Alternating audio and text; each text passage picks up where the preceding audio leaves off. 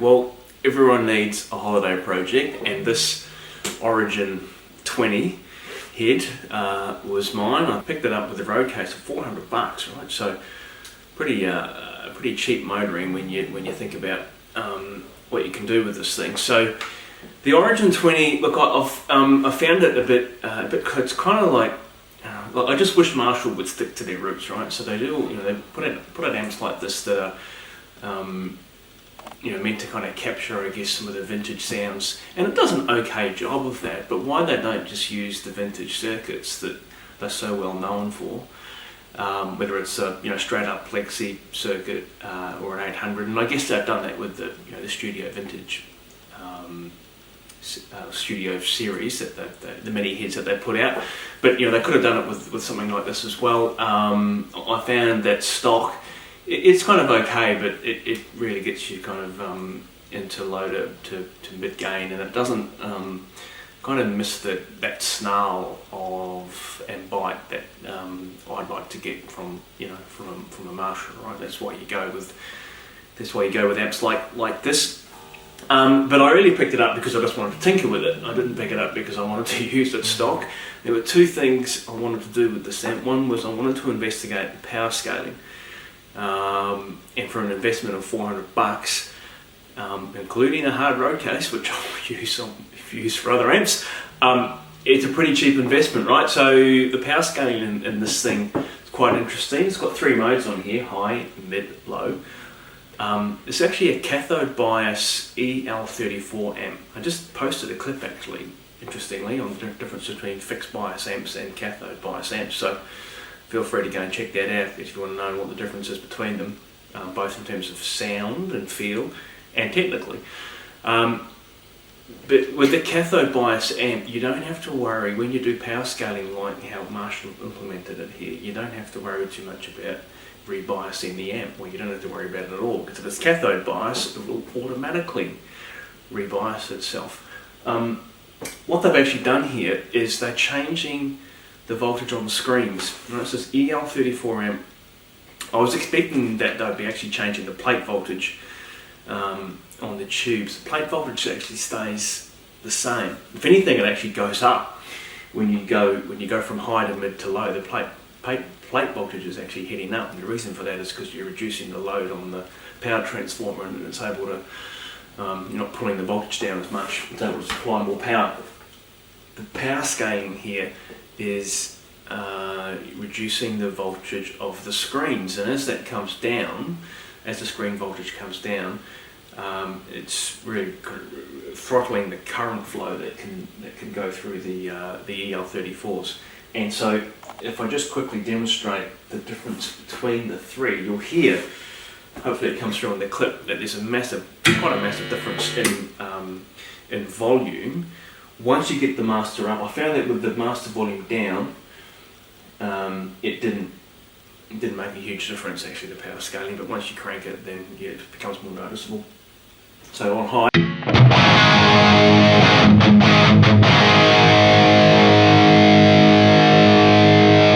mid,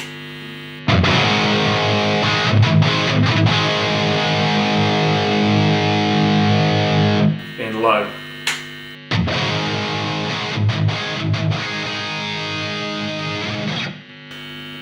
So yeah, quite a significant difference in volume drop, actually, and it's dropping it from, like in the spec sheet it says 20 watts to 5 watts to half a watt. I actually measured more, something like 18 watts down to about 4 watts, down to about 0.3 of a watt. I'm going to do a second part of this clip, which will actually go into a bit more technical detail about what's going on in this amp. And importantly, I guess, if you're interested, the mods that I've made, because what you're hearing now is the modded version of this thing. Effectively what I've done is reconfigured the preamp to turn it into pretty much a hot-rodded JCM 800 and the classic 2203, 2204. The second preamp tube in these things is actually a tube buffered effects loop, which, back to my earlier comments, why you do that in an amp like this is kind of beyond me. Use plenty of perfectly serviceable solid state loops that you could use. And so by taking that away from the loop and using it inside the preamp of the amp proper, I was able to basically turn this into an 800 style circuit, but with a bunch of tweaks. And the way that it's kind of set up stock, it sets itself up pretty well for that, because I was looking at either going, well, is this kind of a plexi that I can put an extra gain stage in front of it, or is it more of an 800 where you've got the first triode, the first gain stage, and into the gain pot, and then the rest of the preamp follows. And that's exactly kind of how it's set up. So we'll just go through a couple of basic sounds. Most of the mods I've done in here have involved actually pulling stuff out of the amp rather than adding to it. So with this is the boost out. So what all this is doing now is changing the bypass capacitor on the second gain stage, which is a very common thing to do when it comes to kind of boosts in amps that don't involve an extra gain stage. Very common thing to do. And like a classic 800, it has a 1 nanofarad bright cap on the gain pot. It didn't stock, but it does now, because I just love that snarl. But if you bring the gain back on this thing, it does get a bit like an 800 does. It gets a bit kind of a bit bright and doesn't fill out too much. Or it needs a bit of filling out. So I got the gain here about halfway, and that's with the unboosted mode. If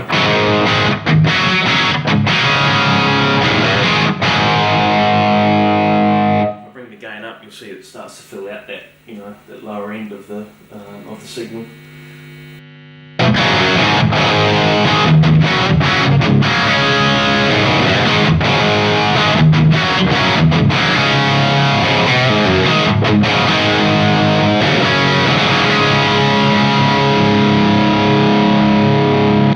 But it does clean up.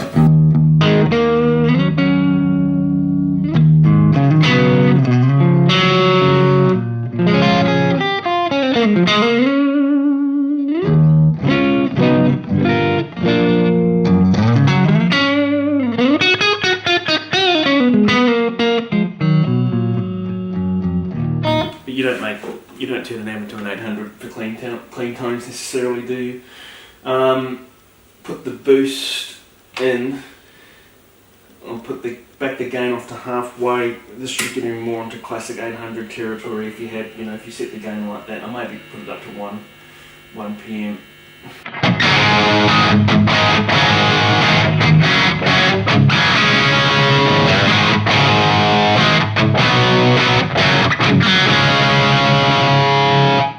I find you need to have it probably up at 3 o'clock to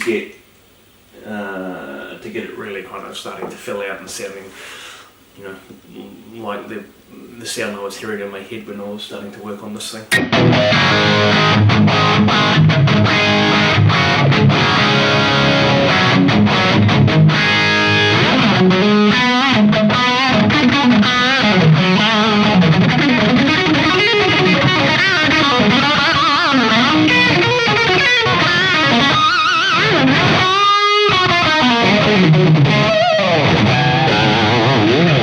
Yeah, quite nice to play. It feels good under the fingers. The other thing that these Origins have is this tilt pot, which is it's a bit weird. It's like it's a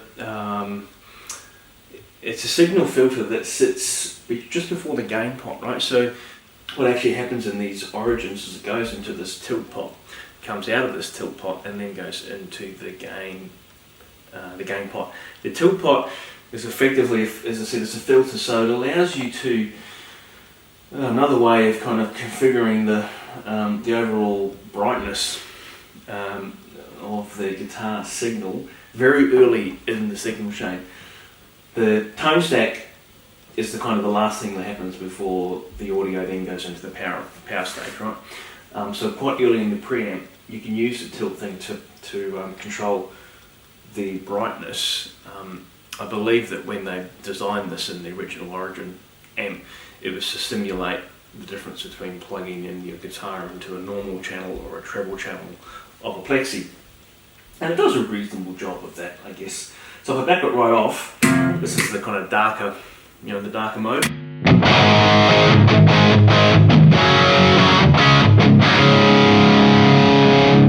And I'll just wind it up as I go.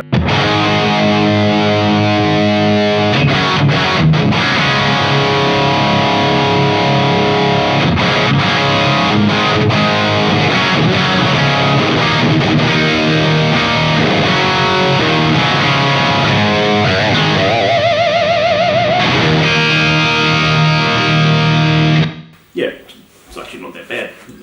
That tilt thing, I was a bit suspect about that, but once I got the amp up and running with the mods, I found that just a nice little way of dialing in a tone. I did actually record a bunch of just playing through chords and stuff like that with the amp before I modded it using the exact same setup here. So I think what we'll do now is I'll do some A/B of the before and after tones.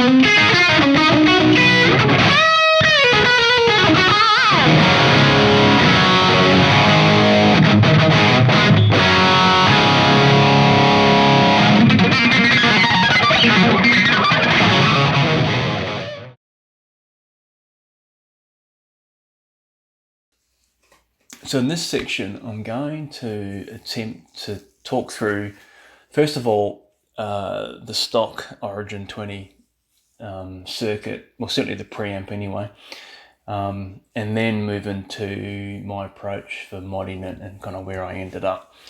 I just first of all want to call out and acknowledge, I think it's Jason Fieldhouse from on Instagram or on the gear page, who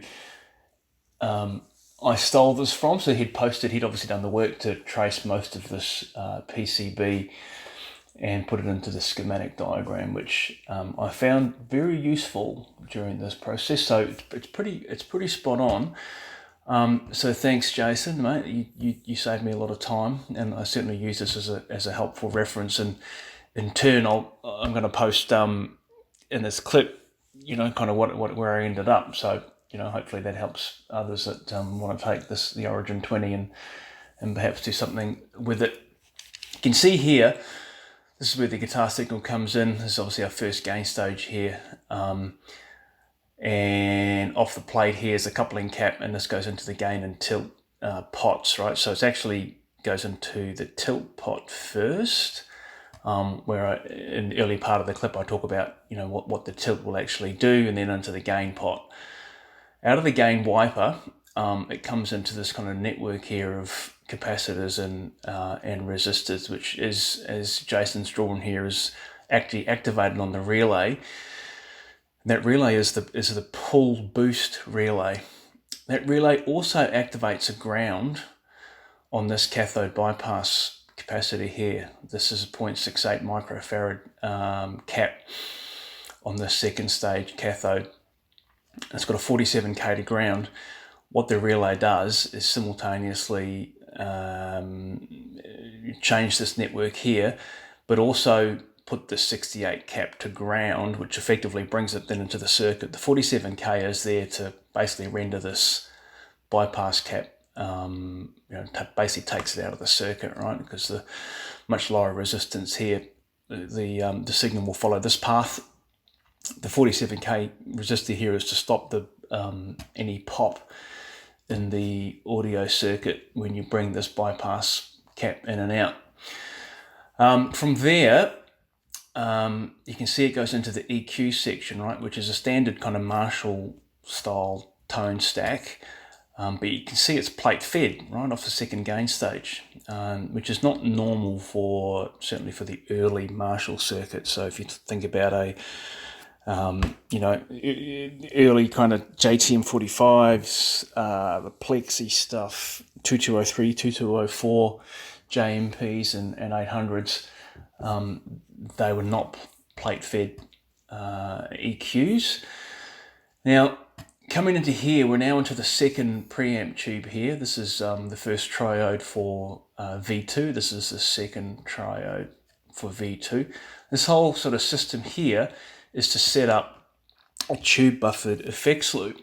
And you can see when I get to talk about my mod, what I did with all of this. But you can see quite complex, right? But the thing to note out of here is that like most tube buffered effects loops, this first triode here is setting up a cathode follower.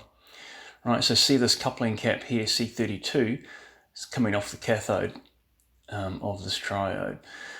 Out to the effects end, return comes in, and this is basically a recovery stage, plate fed, bringing the signal back up again, and then off into the master volume. All right, here into the phase inverter, pretty standard Marshall. Couple of small changes in here compared to, as I said, the kind of standard old JMPs and Plexis and so on, but the rest of the circuit is pretty standard. So that was the starting point, and now we'll have a look at what I actually did with it. Okay, moving on to my mod, and forgive the roughly drawn, hand-drawn schematic here, but I'll as I talk through this, I'll reference it against the diagram that we were just looking at, which is the stock origin as detailed by Jason Fieldhouse. So input in here, this is all left standard, so we've got a 1 meg to ground here, and I think it's a 33k on the grid here of the first triode, 100k on the plate, that's stock. First thing I did here was I configured this to basically standard, I wouldn't call standard, but I guess standard kind of modded Marshall, right? So 2K7 with a 68 microfarad bypass cap, and this is using an electrolytic cap. I will show some pictures of the modded board, right? So you get the idea of kind of how I actually did it, because it's one thing to work on these diagrams, or you kind of have an idea in your head of what you're going to do, but shoehorning it into an existing PCB is another matter entirely, and it's really often the biggest challenge, right? First coupling cap here, right? This was a 10 nano on the origins. We're letting in way too much bottom end for a kind of, if you're trying to do a higher gain amp, right? So 2N2, and that'll actually dump a bit of the bottom end out of the preamp, help to keep things tight. Tilt and gain, I left stock, right? So I didn't, that's on a separate PCB that the pots are actually mounted to. I didn't tinker with that, kind of in and out effectively. One thing I did do on the gain pot, I actually did it back on the main board actually, because getting to the gain pot was too bit difficult. I did put a 1 nanofarad bright cap on the gain, just like you would see in a standard JCM 800 setup. I found without it, it just kind of lacked a bit of that bite and a bit of that snarl, which I do like in the 800s. Biggest emission here, you can see straight out of the gain wiper from the gain pot. I've actually come straight into the grid of V1B.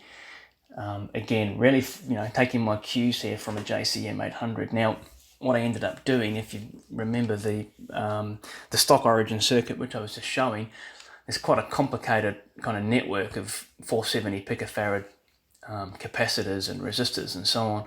I ripped them all out. And again, I'll show you the pictures of that. Just took them all out of the board, bypass the whole thing and come straight into the grid of the second triode. There was a 68 microfarad bypass cap already there, but I did rip that out and replaced it with an electrolytic cap. The 47K, as I probably mentioned on the previous, when I was looking at the stock circuit, that resistor there is just to prevent this from popping when you boost. The boost relay comes in and out, so I left that there. This is a 820R in the stock amp, and I replaced that with a 2.7K resistor. The plate standard onto the next coupling cap. Now that goes to that actually goes into the EQ in the stock amp. So what I've done here is take that through into a 22 nanofarad coupling cap, and then into a, as you see, if anyone's familiar with an 800, this is already familiar territory, right? So voltage divider here with the 470 picofarad bypass cap. And then I guess the trick here is to set up what you typically see in a Marshall in the second preamp tube, which is third gain stage and a cathode follower. Now in the origin, these are reversed. So if you can recall the previous section, I talked about the buffered effects loop, and V2A, so the first triode in the second tube, is actually set up as a cathode follower for the buffered effects loop. So I simply reversed them, right? So you can see this is labeled V2B. This is actually V2A. So I'm running actually the audio signal out of the first tube, and rather than coming into V2A, I'm actually coming into V2B, which is kind of a little bit backwards, but everything was configured this way, right? So in terms of plate load resistors and being able to tap off the cathode follower here to the tone stack, the board's already configured like this, because this in the stock amp is the cathode follower for the effects loop send, and this is the effects loop return stage. So I'm basically reusing these as what you typically see in a normal JCM 800, 2203, 2204 spec amp. The byproduct of doing this, of course, is that the effects loop in the amp is now inoperable. There is no effects loop. Easily fixed through the addition of a solid state loop, metro loop. Obviously, I've got a board for that I can throw in here and do that. I might do that. I haven't done it yet, but for very easy addition to, if you want to retain an effects loop, just get a solid state loop and add that in, because you really want to use this. In my view, anyway, you really want to use this this 12AX7 here rather than for a buffered effects loop. Use it in your circuit to get your core tone. And this is all pretty standard here, right? So I did have to change some other stuff. So this was I think a 2.2K on V2B here. The 22 microfarad electrolytic, that's stock, so that stayed. I'll change this to a 1K, 100K plate load resistor, that's to change. I think that's a 220K in the stock amp. And then I had to do this manually, right? So this looks like a typical, third gain stage and cathode follower set up in a Marshall, but of course, on this amp, that's not like that. So I did have to, rip some components out and then just wire. I think I did it underneath the board actually, and just wire from out of this plate into the grid of V2A, which is already set up as a cathode follower setup. Bunch of resistors here that I had to rip out, and I ended up just putting with a 100K to ground, and then bypass with a 470 picofarad to ground as well, just to tame a little bit of the top end.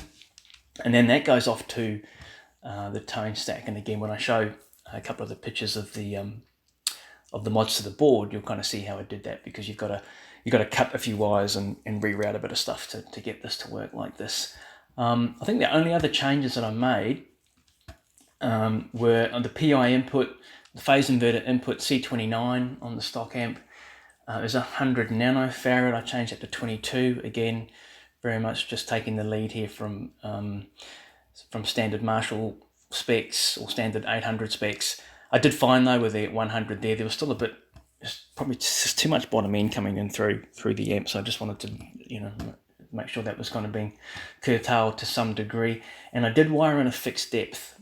So 4N7 in parallel with a 220k resistor like this, kind of pretty standard kind of fixed depth setup.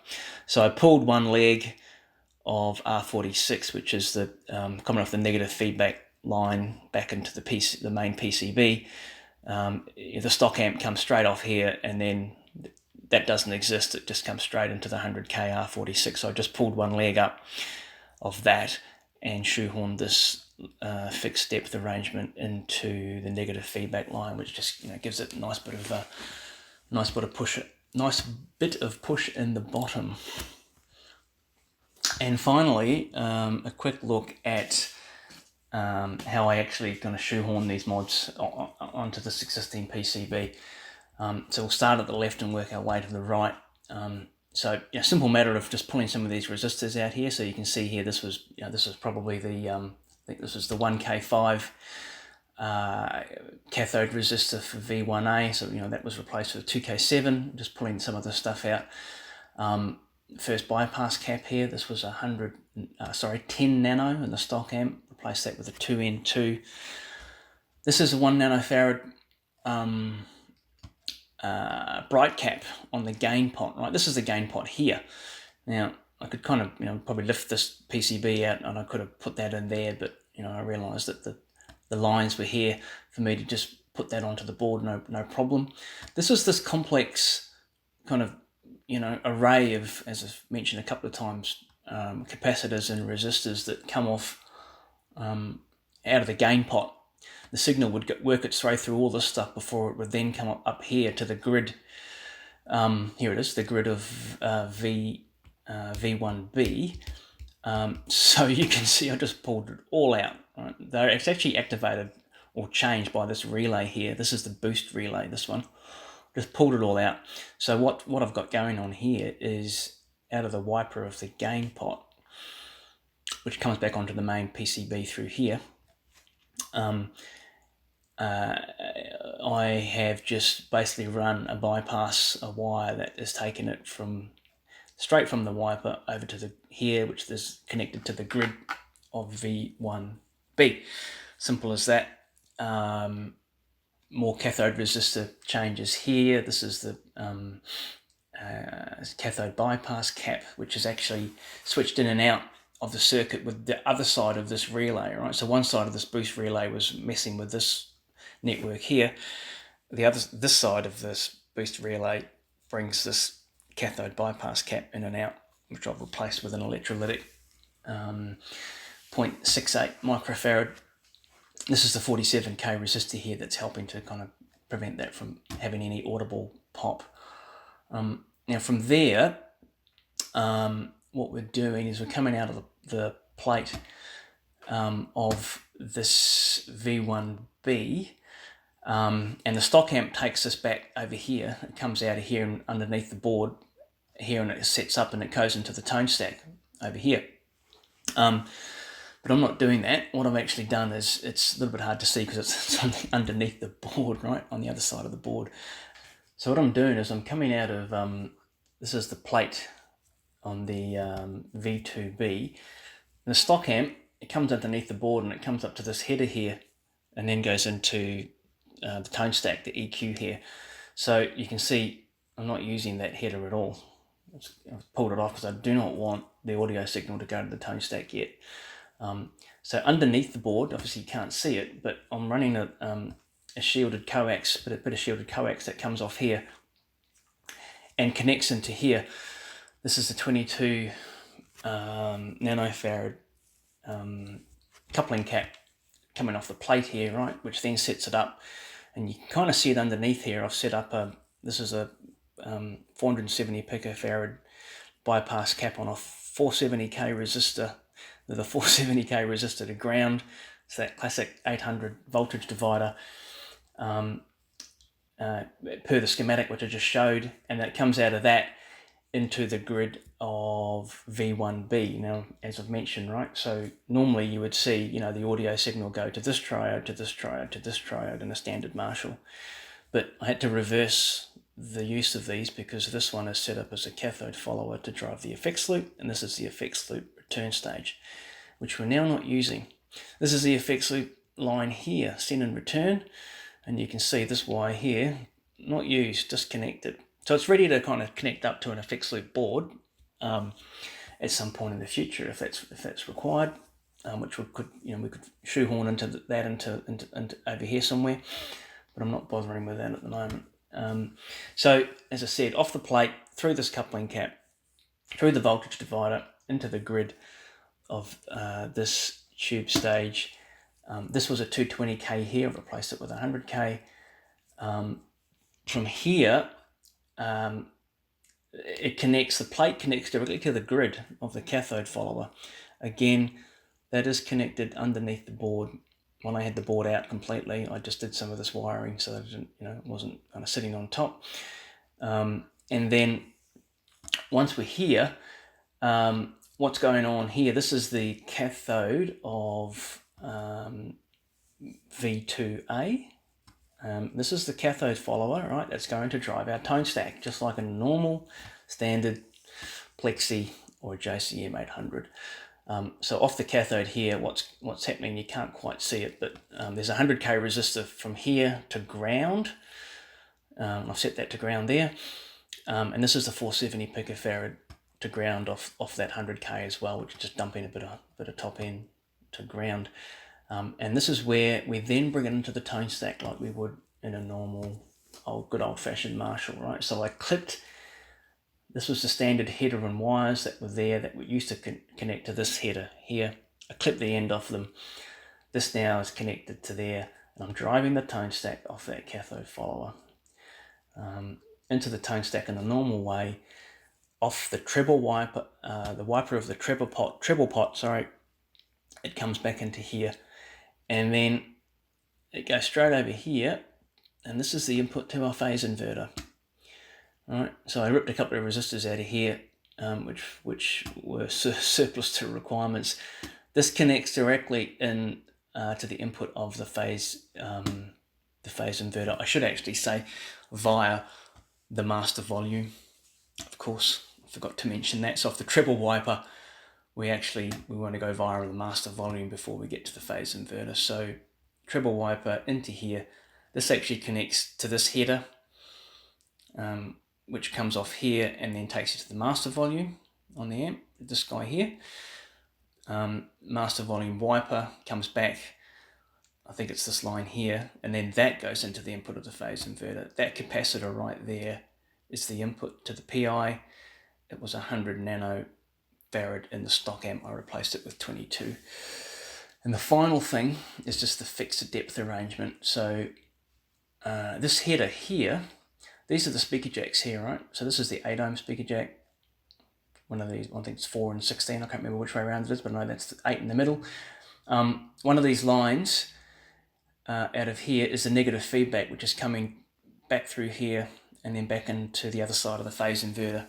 And there's a 100k resistor sitting underneath this, which is obviously controlling the amount of negative feedback. So as I mentioned, I lifted one leg on that, and then I've got a 4N7 cap with a 220k resistor in parallel, which then connects to the 100k, which then goes back to the PCB board. So I'm just kind of pulling the leg out to interrupt, if you like, the circuit and get my little fixed depth circuit in there, and that's about it, guys. Not too difficult. It's not the easiest PCB to work with. You do need to be mindful that these the copper traces on these things are pretty thin, right? So the very first change that I made, I had my soldering iron too hot, and it just smoked the trace. Like it just the whole thing came off in my hand. So I had to do a bit of work to correct that and get it back in there. So I think I ended up with the iron at about 320, 330 degrees Celsius,